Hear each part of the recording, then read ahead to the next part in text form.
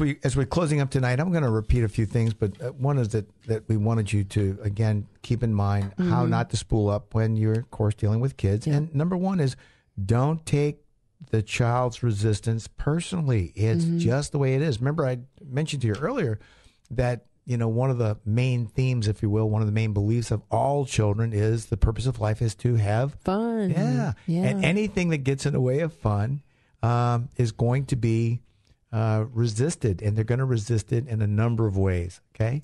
Right. So don't take it personal. Don't take it personal that they lie.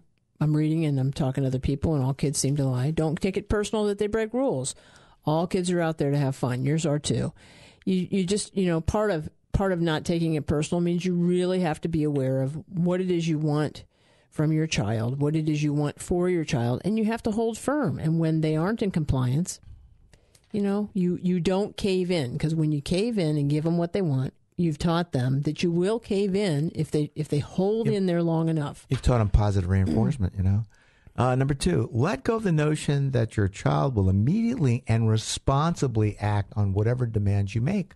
Yeah. I find so many parents, they can't deal with the rejection of their own children. Right. But this is also where we fail to realize that kids are not small versions of adults. And they do learn, but they learn over time. And it seems like forever to us. As you were saying, every night you may be on them. You have to. It's after dinner. Do the dishes. You do the dishes after dinner. You do the dishes after. Are the dishes done after dinner? And then one day, you're about having a heart attack because they're over there doing the dishes, and you didn't have to say anything to them. It just takes persistence, steady pressure, persistence over time, on the part of the parent.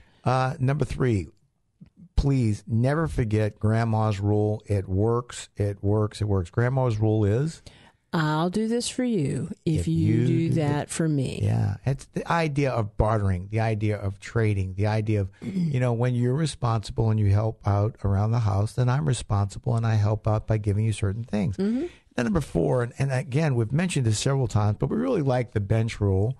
And the bench is for, of course, handling situations where your kids are out of control. They're out of control. They may be fighting with you. They can be fighting with each other.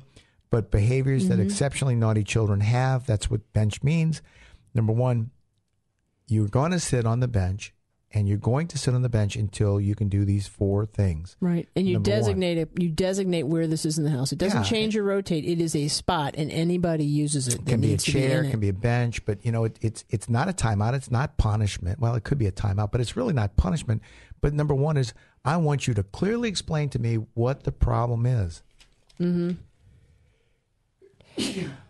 What is it that you're having this meltdown or this inappropriate behavior about? And number two, I want you to approach me or let me know what is the solution that you're offering that can work towards, solving this problem between the children. And if it's two children, you're going to offer a solution to the child. Now, understand, I as a parent can always veto the potential solution. Yes, you never ever lose your authority as a parent. You always have final say.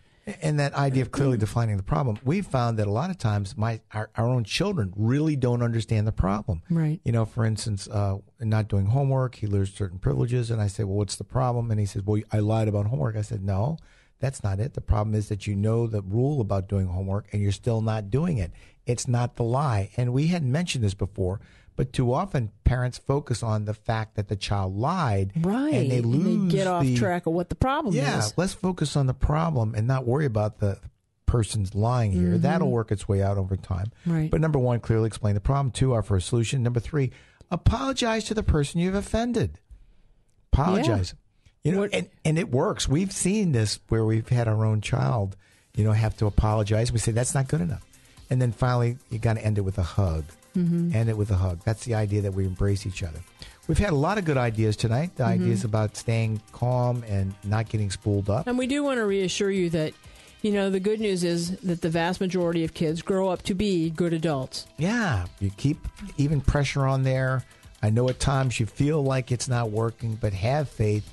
Keep the pressure on. It does work. And we thank you very much. Again, we've enjoyed ourselves with you tonight. Hopefully you've gotten some good information. On staying calm and dealing with your children. InterventionThink.com and IRNBroadcast.com is for all the rebroadcasts of our show.